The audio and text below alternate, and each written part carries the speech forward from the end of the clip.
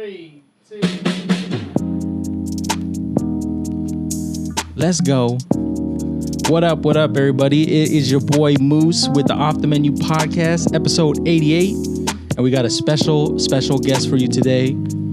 We have Sean, the owner of Park Cafe, potato connoisseur, go-getter, big stepper, going crazy. Hell yeah. Don't let me forget. We have Sifu Ying in the back, IT technical support. Hell yeah. Hit it. You seem to forget. My name is Tay. This is Paris. I'm Parison. Dude, pleasure to see you all. I can't believe I forgot that. Bro, you went straight to it. It's okay. Damn. I was in my head. I was like, this is a great intro. It was great. It was great. But then I forgot my boy. I got my boy Tay and my boy P. That's good, y'all. Bro, he went right to it. I know. I got so excited. I practiced my lines. Well, And then with Boo Boo back, it just kind of put the pressure back on. It's like we kind of started. I feel like there's no pressure right now because we're all individuals. He's very specific about how he wants to do it, and that's the one. True. He makes people feel great with his intros. That's the thing. I just feel like there's a standard, and I was like, Maybe I'm so excited. If anything, he could just send us the script and just follow it. It's like I mean, you did the let's go. Yeah, finally. Welcome back. Let's go. It's like I know there's the rhythm to it that he has. Yeah. Yeah. He has a cadence with it timing. because the way he used to be a rapper. Exactly. Okay. All right. Well, comedian. Maybe. What? He's calling himself a comedian, maybe. Maybe. Yeah. Part-time. Joker. Okay. Yeah. But thank you guys for tuning in to Off the Menu Podcast. This is episode 88. I am once again Tay. I'm here with my host, P and Moose. Hell yeah. There we go. And we have, of course, a very special guest, Sean Miller of Park Cafe. Thank you for being here, Sean. Thank you Thanks so for much. joining us, man. Thanks for having me, guys. Appreciate it. Of course. So we'll go ahead and get into the episode. We'll start off with the question. Who are you and what do you do? So, I'm just some random dude, actually. No. Honestly. Yeah, I just got a chance to be on a podcast, and I was like, hell yeah. I am lucky enough to own the Park Cafe in Salt Lake City, kind of by Liberty Park. Yeah. I've owned it for 19 years. Yes. Oh my god. Which is kind of crazy. Yeah.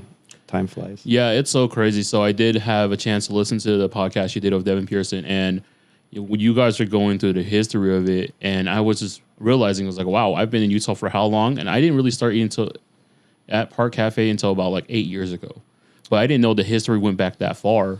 And I was just like, wow, I was like kind of flabbergasted. And like when you guys were speaking about the things that you guys were, and I was like, this 1952 was the original, they had an original place there. And then he took over in 2004, correct? Yes, sir. Yeah. Dang. Yeah. I was just saying, I've been That's living there nuts. for like 10 years since I was like a junior in high school.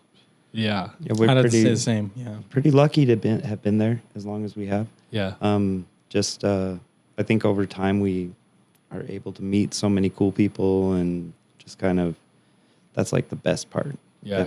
Definitely the best part. How many people we get to meet, and just like the experience of being there. Have you always been into like the food industry prior to that? Were you doing anything before Park Cafe, or what were you doing? I've always worked in restaurants. Yeah. It's kind of been my go-to. Just the easiest work for me. I always really enjoyed it. The customer service part of it, and then Absolutely. cooking and everything else. But yeah, like ever since I was 14, 13, I worked at my aunt's restaurant. Okay. And then, which was over-the-counter cafe, which is still here in town. Oh, really? Yeah. That's so crazy. it's really cool. She owned that for 19 years, actually. And then she had some health problems. She had a stroke and wasn't able to do the day-to-day stuff anymore. So she sold that cafe. And then about 2 years later, we took over the Park Cafe. She and my mom purchased the property. And then I bought in to be the one of the managing partners. Okay. And then over time, kind of, I've bought everybody else out. Then took over. Wow. So did you do like the whole thing where you were like host, busser, like server, All the type jobs. of chef, manager, like type of Yeah, I thing? kind of had to do everything. I was especially like washing dishes, Oh, prep yeah. cook, The dishwasher, yeah. that kind of stuff. And then when the first 7 years that I owned the cafe, I actually cooked on the line every day. So it was just like a consistent thing to do. Yeah. You kind of have to when you're in that position. Like, you have to, like, do everything almost. And how is, like, just with the location, was it always kind of meant to be, like, the breakfast spot that everybody comes hang out, or that just kind of, like, came into place? It's there's a really cool anecdote about the cafe that it was like the place to be seen in the 60s and 70s. Oh. It was called K and Reds, which is a little just the indoor part of the cafe. And they sold like cinnamon rolls and box lunches and stuff. Wow. But on the weekends they'd have brunch. And I read a review of the Park Cafe from like 1982 that was talking about how like the mayor and the governor were both eating there at the same time. So it's kind of always had this little like breakfast brunch type thing. Yeah. Oh yeah, it just has a building with so much history. And then we just happened to get it on at a great time that made it a really good setup for me. Yeah, location's great. It's amazing. Yeah, it's a great location. Yeah. I mean, it's pretty close to the freeway. It's like a location that you don't want to miss out on. Like you go to the park, right? You go to the legit park that's across the street, right? literally. And then you're like, people go do their runs, the drum circles there, everything's Yeah. going on. Especially now, this summer's back around, and then it's amazing to see. Like we used to play Pokemon Go and be like, oh, let's go to Park Cafe right after, just because it's right there and it's in sight. So and there's so much foot traffic that people are just like, oh, it's right here. Oh, hell yeah. Right. Yeah, that's the name of the game. 100% that location being the Park Cafe and having a park that we're associated with. So, like you're saying, when the weather gets nicer, there's just so many more people down in that area. So we are so much busier in the summertime than we are the wintertime for that specific reason. Yeah, the location is just as fortunate as I could be. Yeah. I mean, with it being in such a great spot, what were like the hardest? I mean, 19 years is a long time of owning a restaurant. What were some of like the most difficult things that you had to deal with to kind of grow this place into what it is now? I think with any time we try to take on anything, the one thing that we don't realize is just how much repetition and time is what actually makes something quality, or make something like a tried and true place. It really is just the day to day and going through everything over and over. So I think sometimes that can be the most challenging part, because it's Groundhog Day essentially. Yeah. And we're going to do it again. We're going to do it again. And Yeah. we're going to do it again. But that's actually what makes the place what it is, because it's consistent of that. Doing things the same way things. over and over and over. Yeah.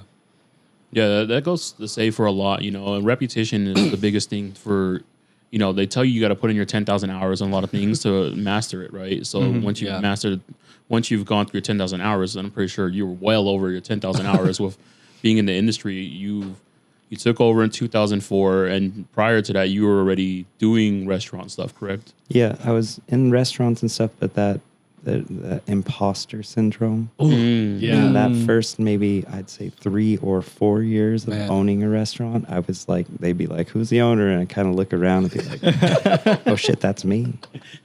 So yeah, I mean, that imposter syndrome is so real.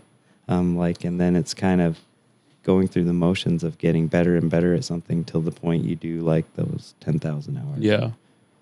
Yeah, it's really a very true, way of looking at things. That's interesting. I've heard imposter syndrome mostly from like artists, but it's different to see it from like an entrepreneur side or a business owner side, because it feels like if you were to own a place, it's like, oh yeah, I own this spot, but they have that feeling, that emotion, because I'm very, familiar with that. So it's kind of cool to see. It makes me feel better. Well, I can imagine doing this and having a podcast like the first. You guys have 88 shows now under your belt, but the first 20, we were probably like, I don't know, man. I feel like I'm doing this right, but Am I? Or that you'd be like, I'm the host of this show, and like, maybe. I still feel like we're not doing it right. Yeah, man. You look back at the last first 20 episodes, 10 episodes, it was funny. We're wild. It would made it easier that we were just having fun Yeah. too. But then the thing that always gets me is like when people say it's like, oh, it's like a guy in his 20s that has a podcast. And I'm like, well, I guess that's me now. Shoot. And then even my friends was like, you're a podcaster now. You're a podcast. I was like, am I though? And even till this day, like it's episode 88, we just kind of come and do our best, and we do what we can, and like it still feels the same way almost. Yeah. That's true. I think I've got over the hump of like being called a podcaster because now I've turned a new leaf and becoming just a content creator. Yeah. And I think that's what's really helped, like being outside and being around people, because now they're starting to recognize us as content creators rather than just a podcaster, because we do more than just, podcasting. Yeah, 100%. Right. I'm still trying to get people to see me as Batman. It wasn't waiting to happen, man. And then watching them call you Batman, you're like, am I Batman? Imposter syndrome. No, I need that validation, man. That's why I'm right now. I'm like, am I Batman? I need somebody to come up. I need Eurovamp to get me again. There's too many now at this point. We've had a lot of Batmans on the podcast. But there's a lot of Batman in the universe. Yeah, in different universes. So But this is one never mind. we'll get into that later. So you've been doing this for 19 years. With the experience you had and are gaining, do you plan on branching off like the Park Cafe and like expanding or opening new locations, or is there a future for us in Utah to see more of you in different settings rather than Park Cafe? Yeah. With that I've been asked that quite a bit, if I wanted to expand or have a second location. And I just think it kind of ruins the genuineness of the one place. Yeah. So I've always kind of shied away from trying to do anything like that.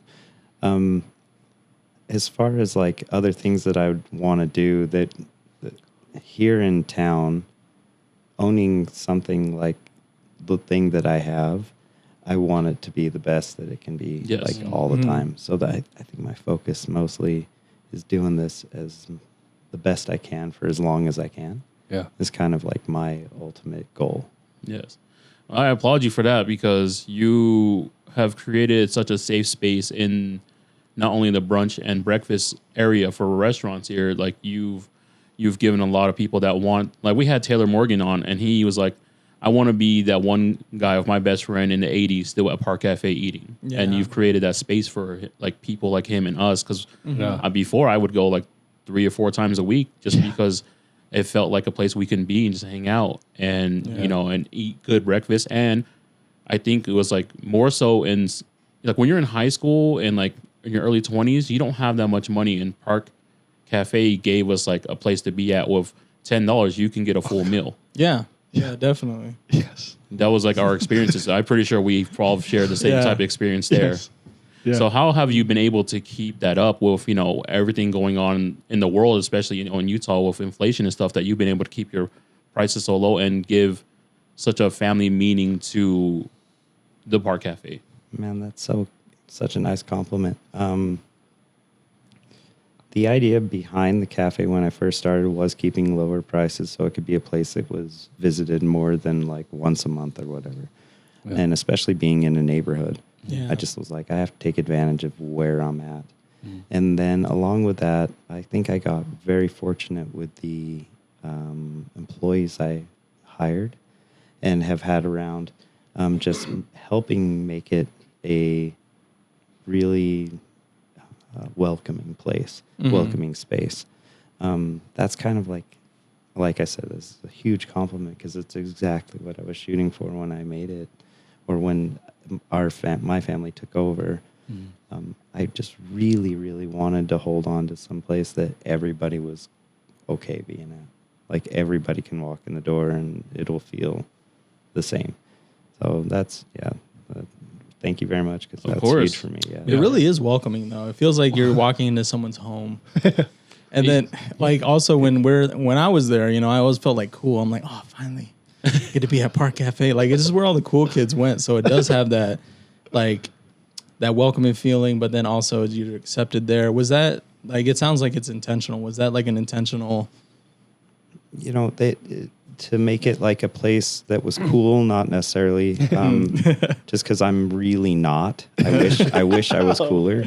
So that's a thing that, you know, definitely catches me. But you know, I think that once you get to know certain people, you start realizing how many cool people are in every single friend group or clique. And you're like, wow, there is amazing people in all of these spaces. So you start a conversation or what have you, and before you know it, you're learning so many interesting things about different people. Like Taylor, who comes into the cafe all the time, he's, you know, regular at this time, you know, and the way that he treats it, and meeting somebody that's like him, you know, I just randomly getting to meet like awesome people. I'm super lucky. And then meeting, like I was saying before we started recording, like seeing the way that you guys do your art form, creating this type of medium on this type of medium is just awesome. Like it just seems so cool. It's like my mind gets blown by how amazing people are at their own thing. It's really, really awesome. Yeah. Thank you. Thank you. That's the beauty of just life, you know. It's just, you come across so many people, and human interaction is probably the most amazing thing that you have in life, you know. And being able to come across like other amazing people and artists, creatives alike, you know. And you've been able to do that for 19 years. You've been able to, in some ways, we call you a journeyman, just because you've been able to come across every walk of life possible, and then and in your future, you've been able to, you're going to meet so many people. Because like I remember going there before, and your interaction in customer service is so amazing that you take your time, even if it's just 5 minutes, to talk to everyone, ask them how their meal is, and it's not just you, and it's your staff. Yeah. First of all, I think I've never had a bad interaction at Park Cafe ever. Never. Right. Yeah. They're very delicate. Yeah. I think that's the right word to say, is delicate. You very genuine and take your time, make sure everything's done correctly, and it's very genuine. So it's like I said, it's welcoming, feels like a family, feels like a home. Thank you so much. Yeah, of course. I think that with anything that we do, if you care about it, we're going to take that type of care. Sometimes it's, you know, we all have bad days and of course everything else, but to be reminded of that, you know, reminding yourself all the time how fortunate we are to have what we do have. Yeah. It's like the number one way to keep that going. Because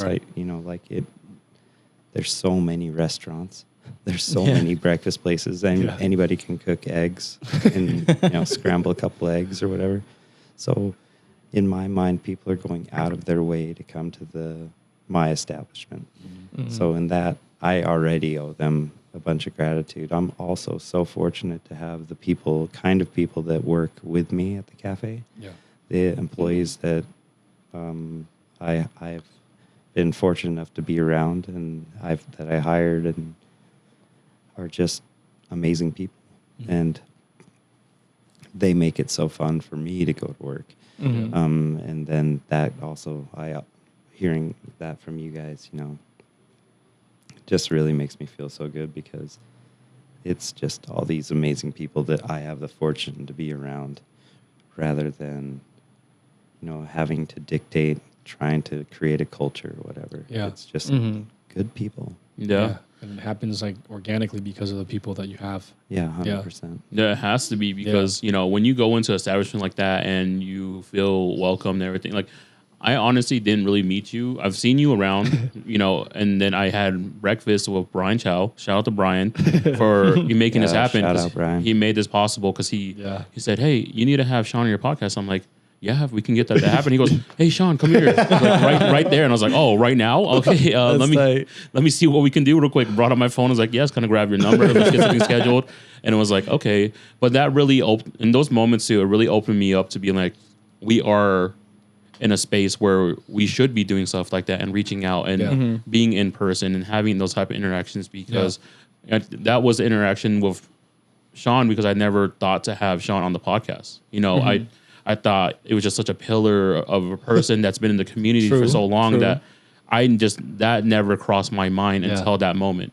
Dude, yeah. I mean, I'm always surprised when we get like some of the guests that we've gotten. I'm just like, wow, you want to be on? Like, oh yeah, okay, let's go. It makes me feel, it feels good. Yeah. And it's true what like Tay says, like sometimes you got to be out there, meet these people face to face, and it makes like a good interaction, right? Yeah. And then you can kind of just put them in your Rolodex of people. People that you're acquainted with that you do know that, especially that are from different walks of life. Yeah. That's amazing. Like it's just one more notch in like, trying to figure out who everybody is and how interesting everyone is in their own right. That's pretty awesome. Yeah. I want to go into a little bit more of the cafe. So you started in 2004 when you had, so your mom and aunt were kind of getting the business established, then you kind of went in. Was there a menu already curated, or did you guys curate the menu and then, and then you were said that you were working a lot of the stuff during that time, right? Yeah, I was doing a lot of the cooking. So I came from a background where I wasn't really a cook ever. I had helped out in cooking situations and definitely knew how to cook a little bit. But I kind of got thrust in the position of being the main cook. The menu came from my aunt's old menu from over the counter, and then we based it off of that. And you can kind of see there's a bunch of similarities there. And then we just kept adding different things. That's why the two restaurants seem so much different now. But at the beginning, I was really just trying to do basic things that was within my wheelhouse, I guess, of of what I was confident with. But honestly, that was a crazy time because, learning on the fly. Yeah. It's like anything else. I would say the first 2 to 3 years were such a struggle. My ex-wife was opening the restaurant with me at that time. So she worked the front and I would work the kitchen mainly. And then we'd realize how much we didn't know between both sides. Yeah. So there would be a lot of crossing, that barrier, and I would help in the front and she would help in the back. We'd do a lot of things like that. But yeah, I think for anybody that's going into creating something new or creating a business or taking over a business, that first 3 to 5 years is really where you learn if it's going to work or not. Yeah. I'm sure you guys are figuring it out as you do the podcast. It's like, this really works. This doesn't work so good. And then having the fortitude to stick with it. Right. Those couple things put together determine if you're going to make it or not, essentially. And I think in any business, my current partner, my girlfriend Tina, is creating her own health and wellness clinic. And she started about 1.5 years ago, and it's called Ritual Skin and Health. And as she's creating this business, I'm reminded all the time of the things that I was going through as the cafe started. Yeah. And just seeing the way things work is just so organic. Yeah. The organic way usually works out better than any other way. Yeah. And when you guys first started, how big was the team? There was myself, my ex-wife, and then we hired one other person because it was so slow. Okay. Oh, really? Yeah. We took it over. The company that owned it before us just wasn't very consistent. Okay. So they kind of lost a lot of their customer base that way over I think it was like 2 or 3 years prior to my family taking over. So it was really building consistency again. And so the first 2 years were a struggle as far as financially goes and everything else. So it took a little while to gain momentum. So how did you develop the menu it is now? Because I think there's evolution in the menu. I assume, right? You know what I mean? So how'd that kind of happen? I have a lot of Latin cooks. Yeah. That's just kind of the way. If you look in any kitchen now, it doesn't matter what type of food you're eating. Yeah. Is usually there's just tons of Latin people. Yeah. So I've really tried to take that into my menu, as there's so many things that you can learn from other people's cooking. Yeah. And so we just kind of snag a little of this and take a little of that. Yeah. If I go to a restaurant and have like an amazing sandwich, I'll be like, oh, I can remake that. Mhm. And then Yeah. that will make it on the menu if I can do it, Yeah. replicate it to a spot where I am happy with it. Right. So there's been a lot of things like that. One of the best or one of the most popular items on the menu is the corned beef. Yep. And man, that stuff is so hearty and good. And it's because we roast it in house. You know, there's a lot of places we'll get it out of a can. But that's something that we learned along the way too. That was like, oh, if I roast a corned beef brisket and not just try to throw it in the oven, but actually like boil it the old-fashioned way, how different that's going to taste. So yeah, just things like that.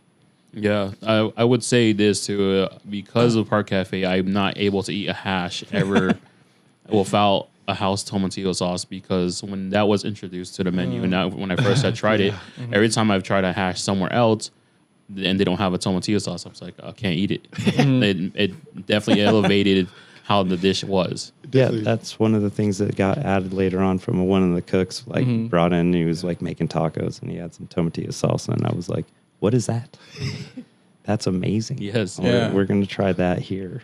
Thank you to him, whoever. Yeah. Yeah, because I remember, like, I love potatoes. I always got hash, no matter where it was. So mine is the Michigan hash, and then, you know, before it was just ketchup, and I would just eat it like that. And then one day I saw the tomatillo sauce, and I was like, wait, what is this? And then I got it, and I was like, oh my, this totally changed the flavor profile, everything that of the dish. And I was like, I have to eat it like this every time now. Yeah, Damn. thanks, man. I need to that's upgrade. making me I'm still hungry. on the ketchup, man.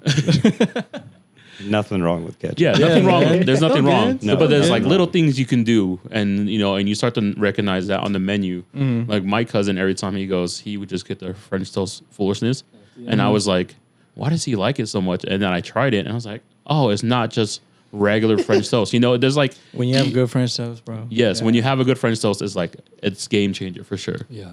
I love. You guys make me hungry now. I love breakfast food. It's my favorite. Really? Me too. All time. Yeah. Me too. Yeah. Love it. There we go. Yeah. What is your favorite breakfast food? So, I mean, I'm anything with potatoes in it. I really am the potato connoisseur, 'cause that's my thing. That's why all the hashes are like the big deal, because that's everything. Yeah. I'm just like, throw some potatoes in there.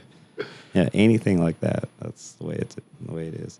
I've kind of I'm getting a little older, so I work on my diet a little bit. So Yeah. kind of stay away from the breakfast meats, and you know, just because that's So a little hard. that's a little tough. Yeah. None of them are supposed to be that great for you. They're delicious, but yeah.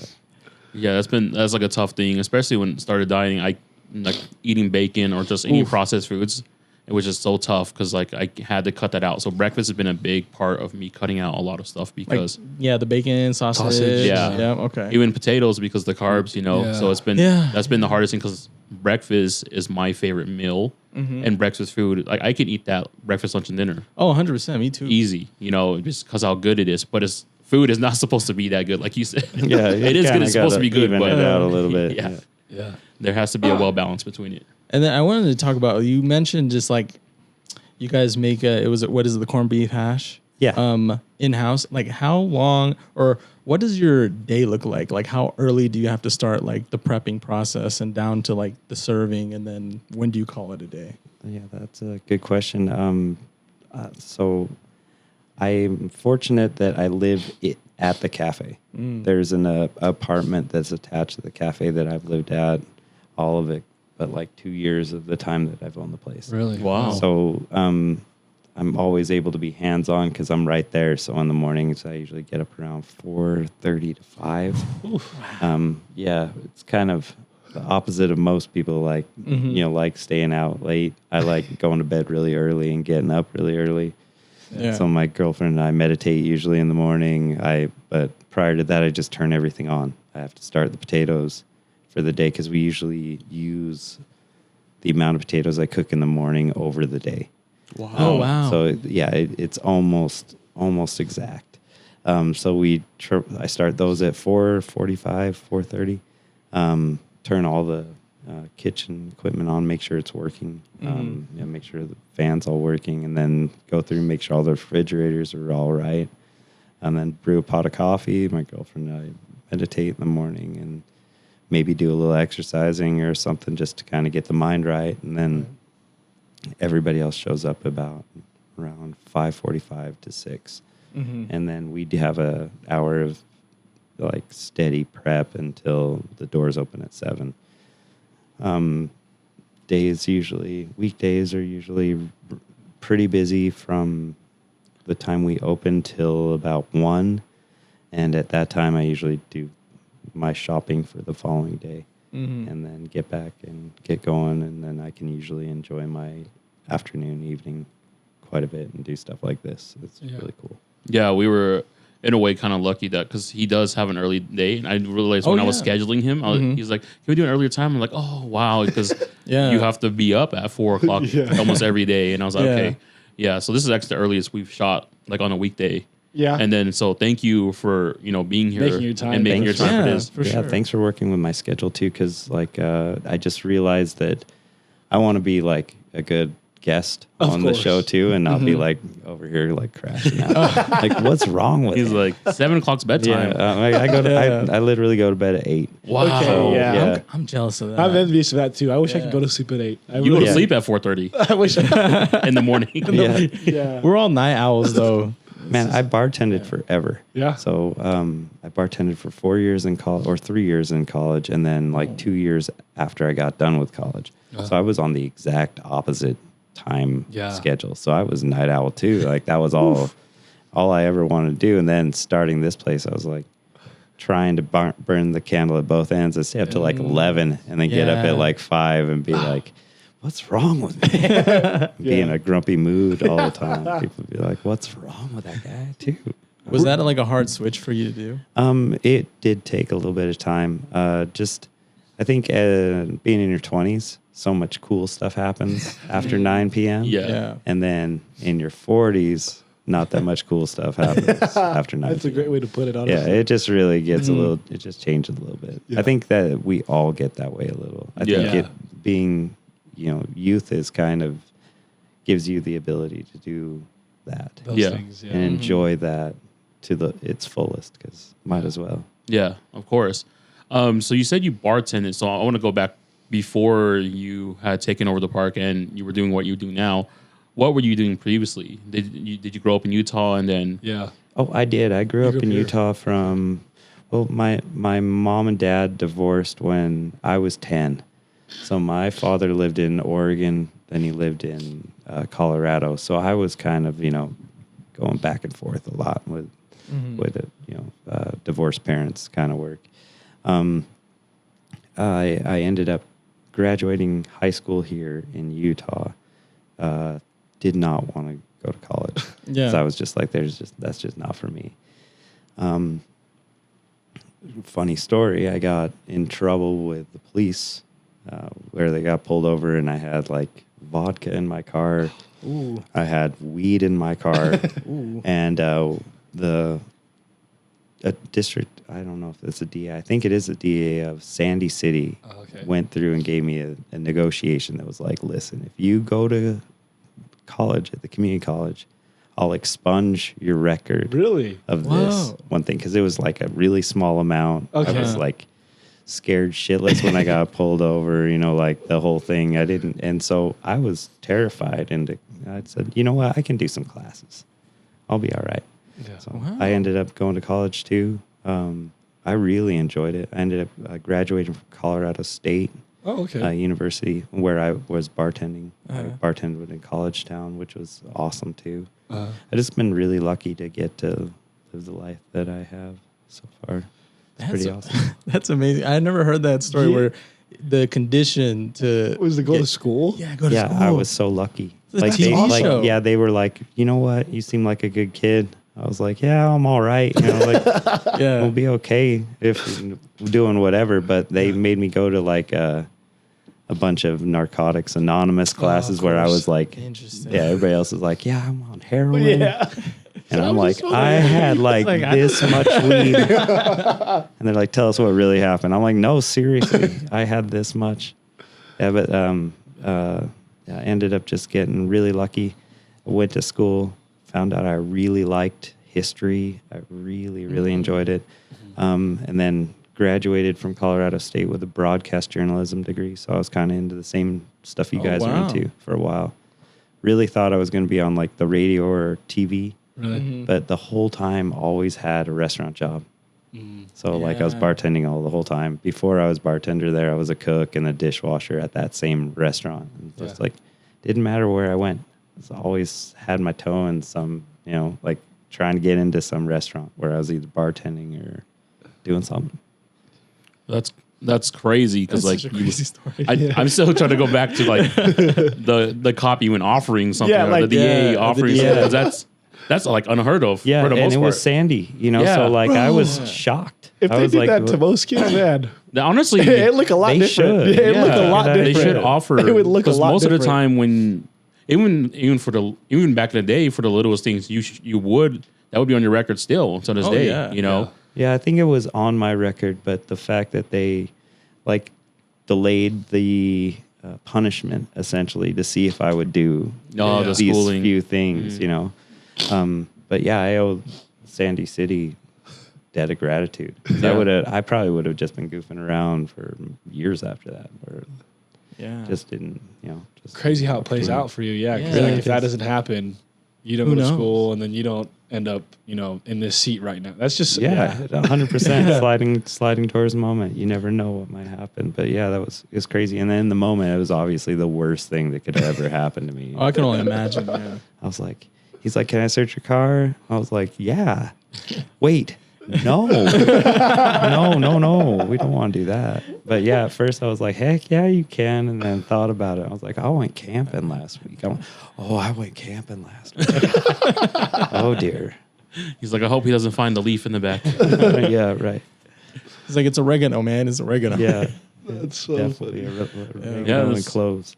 Wow, that's such an amazing story. But how the turn of events got you to where you're at right now, and 19 years into your career of where you've been, though, and that who knows where that could have been at before. It's 100% truth. I could have taken a job in broadcast journalism right after college, and I wouldn't be here. Yeah. Yeah. It's just Wow. so random. Yeah, So was that a dream of yours essentially? Like I like wanted what- to be on Sports Center. There we go. So like see? it's not really a thing anymore, but when course. I was a kid, Yeah, yeah. Sports Center was like the coolest. Like Yeah. Stuart Scott with the Yeah, and was there specific sports that you wanted to broadcast, or was it just I wanted to be on the news doing it. Ah, okay. There we go. Oh, okay. I get you. So you just wanted to be in touch with everything that Yeah. Sports Centers was a part of, essentially, and then kind of be that guy that was. Yeah, I really wanted to do that. That was like dream job. Really? I think now looking back, if what I would want to be would be the announcer at the Jazz games, There we but go. that's like one dude that's had that job for like 40 years. So Yeah. it'd been hard to break that. you have to go get an internship with him. Yeah, right. Make him some potatoes. Yeah, that's right. Maybe let me call just like 2 plays. Yeah. That'd be crazy. Just like, oh yeah, today we have Sean from Park Cafe. That's a foul. That's right. Honestly, I don't think they would be not open for that. Well, like you said, the guy that's been there has 40 been there years. for True. a long time. We'll get you a first pitch when that new baseball stadium opens. No, I'll just keep getting good with Brian. No, I can throw There my we name go. in. That guy retires. He's like, you know what? I might have somebody. He has a degree for this. Yeah, that's right. That's right. Wow. So we talked a little bit about your plans and everything. So what do you do for downtime then? If you have Oh, downtime. man. Yeah, If you 'cause have you, downtime. you seem to be busy really every day. Yeah, I work at the cafe at least a couple hours pretty much every day unless I'm out of town, which doesn't happen very often. But my girlfriend and I ski. We ride bikes. I jog. I love going to the gym as well lately. So really just kind of goofing around with that. I've been playing a video game called Path of Titans where you get to be dinosaurs. Really? Whoa. Yeah, if you guys haven't played it, wow. What is it? The game what is so fun. What is it on? What do you It's on play? everything. It's on your phone. is I it play it on really? my phone. So I've been dorking out doing that. But yeah, mostly I like doing stuff outside. Yeah. Yeah, today I usually take Tuesdays and Thursdays where I do about half a day of work, and I'll either ride my bike or go ski or go for a long run or do something outside and get some sunshine. Possible. Well, as you should, because you're indoors for a long time, or mostly of your life. You know, so Yeah. and we live in a beautiful state that allows you to do that, especially when summer comes around, That's or the not even thing. summer because you get to go skiing. We get a lot of things. We to get do all 4 outdoors. seasons here. Yeah, so we it's do. Pretty Yeah, awesome. we are lucky with how great the weather and then how great the terrain is out here. Yeah. Yeah. There's a lot Yeah. to do. A lot to do. My brother tells me all the time, like, because he loved to go snowboarding, and then he would always tell me, he's like, you gotta go, and he'd do it every year, and then he got to a point where he's like, dude, just think about it, because he lives in New Orleans now, so he's not anywhere near any of it. So he's all saying, like, it's right, like 40 minutes away, and you have it right there. People travel all around the world, dude, all around the world. They do. Yeah, so it's like I really want to get into it, but it's just like I know it's just like in my head. But where would you say is like your favorite place to go skiing? So I just really like Brighton a lot. Yeah. My favorite place to go ski is Alta, but the all around Brighton is the best. It's like great for learning. It's not super as steep as the other mountains, and they have like it's just a really good culture there for learning, especially snowboarding. Everybody there is like learning. Yeah. So people are all falling around and just smiling, having a good time, rather than like some of the other resorts are a little bit more expert only. It feels like where That's what I worry about. Yeah, don't. Well- I totally get that. Yeah. Because I longboard, and I know the stakes when you're bombing down like a concrete hill. Like, of course, the stakes are a little higher. So I'm like, I can take a little bit of snow, but you pick up speed like crazy on snow. Oh, you'll love it. Yeah. You love it. It's you. I've only been twice, and I've conquered one hill, I guess you could say, or like one track, I guess. Yeah, one run. Yeah, one run. Yeah. Without falling at all. Amazing feeling. Well, just even turning back Yeah. and forth, like Yeah. getting like I just turned 2 turns together Yeah. because I've snowboarded as well. I can do both.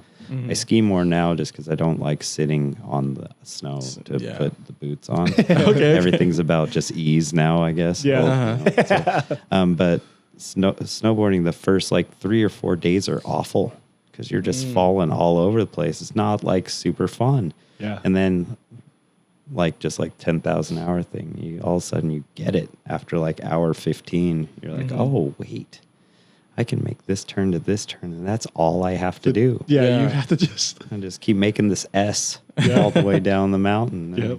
then you're there, and it's all of a sudden you've snowboarded. It's really weird, but I just feel like that enjoying something when it's cold out, it makes the whole year all right. It's like, True. if you hate Fair enough. if Yeah. you hate the mountains and then the winter comes around, you're gonna hate Utah because it's just not that awesome. It's gray out and like up there it's blue skies. It's weird. We'll get the inversion down here. And you're Yeah, driving but- up and all of a sudden you come out of the muck. That's and so you're- crazy. Yeah. I It's didn't all think about blue that. skies up there. Yeah. What the hell? Yeah. Yeah, so it's really good for the mental, I think, as well. Yeah, because it's crazy. Like being in Utah, a lot of people do get seasonal depression right when winter hits. You know, and right when fall ends, winter hits. Everyone's like, "Oh man, I don't like the snow." I don't want to do anything. But and then you come to realize like you shouldn't even really dislike it because you don't really have to do much with it, right? So like unless you're driving all day or doing something like that, I never understood it because I love the winter, but I Me love too. being cold. I love winter. I like That's- being cold too, but We're winter's a Utah little boys, rough. though. Yeah, Utah, you know, being from Utah, you got to embrace it. I get that. But it's really only like, what, 6-8 weeks where it's really cold. And As besides of that, as it's of not bad. lately, This Good- last good winter wasn't snow. that bad. Yeah, no this last shoveling. last winter. The winter before yeah. that, Yeah, the, too that much one before that. that Yeah, one we that had was that big crazy. snowstorm. That one was Yeah. crazy. Yeah. I know because I'm Shoveling. from like where I grew up in Oregon, so Portland, 9 months out of the year it's raining. Yeah. So imagine like That's being in gloomy. rain all the time That's and gloomy. gloomy. It's Yeah. like it's not fun. Even in the summer, it's raining. So like Yeah. you don't really get to enjoy that much of the outdoors unless you really can be outside. Like, and I think being in the rain for at a bus stop going to school 2 hours a day, I just kind of got used to being in gloomy weather. So being in Utah I was like, this is It's amazing. nothing. You know, it's Yeah. fun. I get to stay at home now. You know, I don't have to really be out there. Yeah. No, that's why I feel like I would like that part of the country, though. I love rain, but maybe too much. I don't know. Yeah. Yeah. It is tough. 9 months out of the year, you're like, It's a lot. You're thinking that's your whole school season. Is it really 9 months? Well, yes, like That's you'll crazy. have some days where it's clear, but it's just cloudy. But most of the time, from the time like September hits all the way up until May, sometimes going to June, it's still raining. So summer, it's like summer and then just rain. Mhm. I considered living in Oregon at one point in my life because I love the trees, but Oh, dude. Yeah, Oh, the that's scenery amazing. there. Yeah, the scenery is amazing. But Shout outs Twilight. I got to do it one time, man. I got to do it one time. But what I was going to say, though, I love Utah in the wintertime during Christmas. When that is around, ooh, I'm like going. And the second, like January hits, I'm like, oh, man. Can't listen to any of my Christmas jams. That's when the seasonal depression for me hits. I'm like, man, the holidays are over. So that might also play into a lot of people here having seasonal depression because like for the last 3 months of the year, you got all the holidays and then you're seeing family consistently, and then you go into the new year, you're like, wow, it's all gone. That's gotta go back to work. That's when it's time to grab the snowboard. Yeah, see, That's when you go. that makes sense. Beautiful. We have a lot of friends that snowboard. We have a lot of yeah. ski, Yeah, and we see them. Force them to teach you. That's what I do. yeah. It's I an just expensive tag hobby. along. It It is. is. It is. There's It no is. doubt about that. I don't think I'm worried about the expense part. I think I did want to try to take it on this year coming up because I've been more open to trying new things. Okay. I think that's what it is. It's being able to try new things and wanting to try new things, right? Let's do a work trip. Work trip. Dude, There, I'm yeah. down Oh, for you a day guys pass, should. bro. You Day guys pass? should. That'd be Yeah. fun. That'd be Learning fun how to and funny. snowboard off the menu. Don't bring the cameras. No, I'm bringing the camera. No, bring the It has camera. to. Bring the You camera. gotta bring the camera. Bring You it. have to make it worth it for me because now I'm a content Okay. creator, so I'm going to be falling too. I'm just gonna, in the snow again. In the snow I'm again. ready. I'm ready. I've fallen on concrete before, so I'm So ready. am I. Yeah, Yeah, then yeah, you're fine. You're yeah, catching- yeah. Just don't get Snow stuck is in POW. soft. Don't get Yeah, stuck in, that's the worst. Until you get You're digging advanced yourself enough, out. powder is scary. yeah. Really? Yeah, like is it Yeah. just so soft and there's like no end? You just keep going down. So, you know? like, I've heard the if you tree get stuck wells or in- whatever. Yeah, those. Yeah. Yeah, you see that video from That's so a couple of years scary. ago where the skier like saw Gets the stuck. snowboarder. Yeah, and he did- saw he like the digs him bottom out. of the board. Yeah, Yep. that's scary. He's like Wow. upside down too. Yeah. It's insane. But yeah, most of the learning areas aren't going to have that much opportunity for that. So yeah, I mean the cool thing too, the amount of representation that's on the mountain now versus 10 or 15 years ago is freaking awesome. There's just more and more different types of people up there, which it used to just be very, homogenized. Yeah. And I think that's an awesome part because then we're having people that are learning. That means everyone that's learning is going to teach their kids. Yep. That's just going to create like a better and better, more inclusive space where, because it's so expensive, there's one barrier. The culture itself has always been a little different too. So there's another barrier. Yeah. Just kind of everybody doing it for me is the best way for it to be, because then it's not just a homogenized sport. I think that's amazing. Yeah. So I think as every culture picks it up, you see more and more Latin people up there. There's more African American people up there each and every year. So I think that's an awesome part of what's happening in Salt Lake and in Utah is like things are this coming from my point of view. And my mom is Korean. Oh, really? So I had a feeling you were mixed or something, but I was like, I had don't no wanna know. idea. Yeah. Oh, that I got a really good blend. Yeah. Obviously, like really good coffee. I was thinking exactly But so I learned pretty early there was not anyone that looked like my mom up there, and she skied when she was like in the 80s. Yeah. But that was something I always kind of picked up. I'm like, wait, why the hell Yeah. is it all just people who look like my dad? And as the years go by and it becomes more and more inclusive, I think that there's more opportunities. They give kids in schools here an opportunity to get passes for discount. Yeah, So even they just have to make it there. our elementary schools, they would let us the field trip go skiing for one day. Really? Yeah. That's insane. Yeah, it was in my elementary school, and it did in a few other schools too. And it was in Kearns too, so we didn't have like crazy money, but we just happened to be able to go. But I didn't get to go on the big hill with the other kids. But you've been skiing? I've been skiing. I've Oh. been skiing, and my brother has a snowboard I took on like a big hill like in Murray Park or something, but that's about it. Oh, you're going to be good at it, dude. Yeah, like You'll be fine. we would spend summers just like longboarding. So I know I like the muscle memories there. It's just Yeah, like for sure. being on a different surface. I think I'm gonna get too overconfident and just take off. You're gonna catch edge, buddy. You're gonna catch edge. You're gonna just. Yeah, I'm ready for it, dude. I'm ready. I think go for it. That's what I think. Yeah, try no, everything. Why not? Yeah. For sure. No, that's where my headspace is at right now. So this might be the only year you guys get me up there, really, unless I fall in love with I think it. you might fall in love with it though. Because I do have an addictive personality. He does. Well, I mean, especially if you like getting better at anything. Yeah. That's kind of the best part of taking on something new, right? Yeah. Yeah. Anything that you guys, even in school for me, like when I would learn a topic that I had interest in, every time I would like grasp more knowledge and have more understanding was like fantastic for me. I think that's the way the cafe works for me too, is I've like learned how to do things. Sometimes it's just like stubbing my toe over and over and over. And then all of a sudden I'm like, move my foot. Don't hit that toe anymore. And then that experience is what creates like so much more like a draw to to doing your day to day. That is very true. Because when we first started taking this on, I was trying to find like the simplest way to do this, the podcast, getting it out there. And I was like, I wasn't doing anything on social media to promote anything. I was like, I'm just going to edit it and that's all I need to know.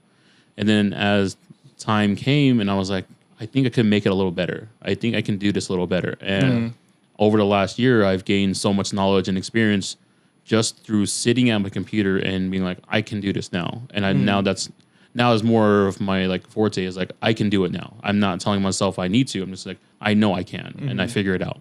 Yeah, that's you're definitely awesome. taking a lot on. Like Tay does all the editing for us. Yep. So he's done all the legwork when it comes to getting this out there, right?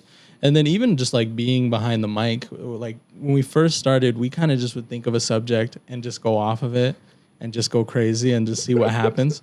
And then as like we've gotten guests on and we've wanted to kind of like improve just the way we speak, it's like even thinking about how are we asking questions, how are we driving conversation, how are we even my little tics that I would have back when we would first like record, like noticing those things and having to like kind of switch it. Like people don't really realize how much work it kind of takes like internally, but it really does on both sides with like technically and then even just being a personality on a freaking camera and a mic.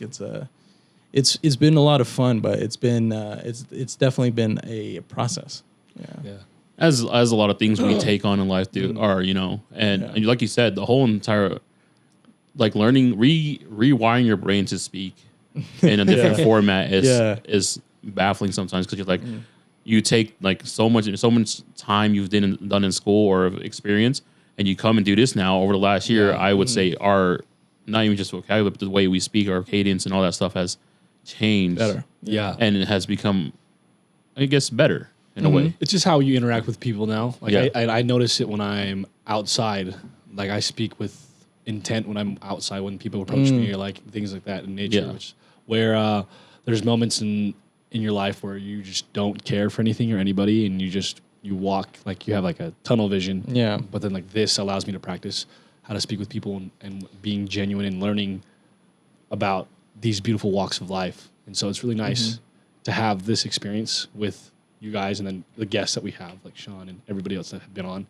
It's just fun in reality. Yeah. Yeah. Yeah, you guys are genuinely having a good time between the three of you, which comes off very. It comes off in a way that is not only genuine but truthful. Yeah. It doesn't seem forced. And then you think about how awkward it is to know that it's recording and that you have a microphone in your face and you're hearing yourself and all of that. I think it's testament to you guys having enough chemistry between each other. Yeah. And Thank having, you. I can imagine being as soon as the microphone gets in my face, I kind of start clamming up a little bit. Yeah. I can only imagine what it's like for you guys to have to lead the think discussion. The best way I could describe it is like you're going on every time before we start recording. It's like you're going up on a roller coaster, and you know it's happening, and then it like the nerves just happen, but then you just kind of let go, and then you just kind of let the roller coaster ride. Hands are up. Yeah, hands are up. Yeah. You know, sometimes we get a little crazy. Sometimes we start screaming at each other and stuff. But then it's really kind of that letting go feeling I think we all got used to, because we talk about it all the time. Like you can have a bad day, and then you can just sometimes we don't like have the energy, or we don't feel like we have the energy to do this. But the second we get in the room, lights turn down, cameras turn on, we get in our kind of like our little safe space where we can kind of get in the zone. So it's been a weird kind of habit for us, but we've just gotten kind of pretty used to it. And then something about the chemistry I wanted to point out, there was something that I saw, Andrew Schultz, the comedian, he went on a podcast with the Nelk Boys. You guys remember this one, right? Yeah. And then it didn't go well, but like Andrew said something that was kind of like, oh, it made me kind of think, and this is before we even started doing the podcast. He's like, are you guys even friends? Do you guys even like each other? And then that was like, it kind of, I remember that, especially when we started doing this, it was like, oh yeah, these are my friends. And it was like, the testament is like, but are we really? And then when we go in it, it's just like, it's easy when the cameras turn on because it's like these fools. So I'm like used to it, right? So it makes everything kind of just takes the weight off, right? So it's a flow. It's funny. Yeah, those guys don't seem like they like each other. I don't know. I don't watch them. You guys do. I don't watch them. You I don't used either. to. No, but that was like Super no. buff guy. Who, Bradley Martin? I don't know his I don't- name. Oh, Yeah, I didn't really watch the Nug Boys. I watched like Steve will do it, but Steve That will do was- it. Steve will do it. but he was Yeah. all over the internet. You know, was doing crazy stuff. But Yeah. no, thank you for that, because like in all realization, like being on the camera, I call it a Ratatouille moment. Like something's in my brain controlling me right now. You know, right when the camera turns on, I'm like, okay, boom, off the menu now. This is Tay on off the menu. Like, yeah, That's crazy. yeah, that's how I feel. Like, and it's crazy to understand that because we've been doing this for over a year now, and for us to be able to turn that switch on and off, like it's nothing. Yeah. You know, it's like we know we're in the setting. This is the room to be in. Yeah. And we have our guest on, and that it fully goes into that. We're fully immersed into what Yeah. we're doing. But what's crazy is that it's not much different on how we are outside of this Yeah. room. You know what I mean? No, yeah. Like, It's it's not. not much different at all in reality. Like this is Yeah. this is us just bullshitting with each other, and then having wonderful people willing to spend an hour with us. That's a perfect way And, to put it. and have just a genuine down to earth question, like conversation, because we don't like to have anything forced. It just happens so naturally for us to just be able to do this. I think it's awesome. Oh, And a lot yeah. of people say that too, so I'm like, yes, that's awesome. That's why we love you guys. Thank you. But we're coming towards the end of the podcast. We have a segment here, and it's called Chef Special. Ooh, the chef. The With- real chef. Yeah, with a real Yeah. chef. Maybe we can. Nice. So the Chef Special is a segment where you either give advice or a recipe that you love to cook, Or both. or both. Yeah. That's actually piggybacking off what you guys were talking about and bringing it all full circle. That's kind of where imposter syndrome for me ended.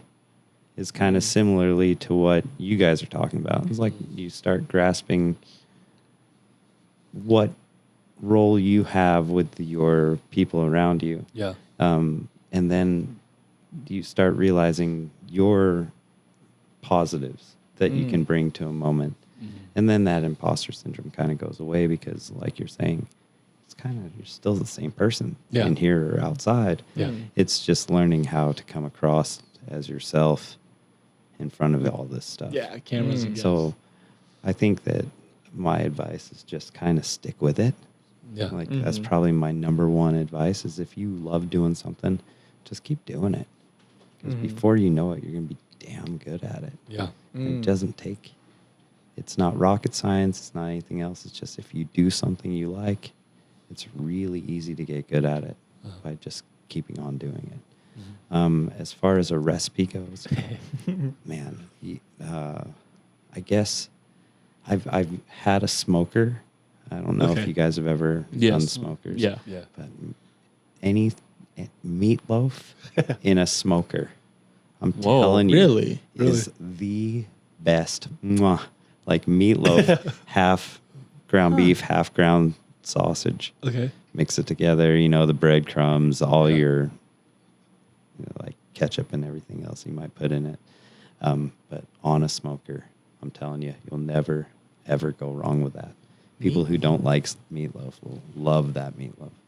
I'm a Meatloaf on a guy. smoker. I'm gonna have to try that. I've never thought of doing that. It's funny because I smoke crazy. everything. You really I've never do. got to smoke a meatloaf. you've never done But I've never made a meatloaf. I was about to Fair say, enough. I was like, have you Fair made enough. one? No, I've never made a meatloaf, but Fair enough. now I have to try it. Yeah, my Korean I love mother meatloafs. makes the best meatloaf, which is amazing. She Americanized all, or Koreanized, I guess Koreanized Yeah. all the American dishes. Uh-huh. Oh, I'm gonna have to try that. We love Korean food. We Yeah, we do love love food. Korean food. Yeah, we try to eat Korean food once a week, me and the wife, and then we've been to all the ones here in Utah. So, and then if I get a chance, I'll try to learn how to cook it myself too. But a Korean meatloaf, Korean It's a meatloaf? Korean meatloaf. Yeah. Bulgogi meatloaf? Oh, yeah, just using a little bit of soy sauce in there. A little, yeah, you Yeah. can definitely make it happen. Damn, Mom. Why Little you make little that? ginger. Ooh. Dang. Oh, that's what's missing. Yeah. That's crazy. Okay. said Because I do like meatloaf too. So Yeah, really blew my mind. Yeah, I don't know why. That's just I just love that old comfort food, or Yeah. even like snack food.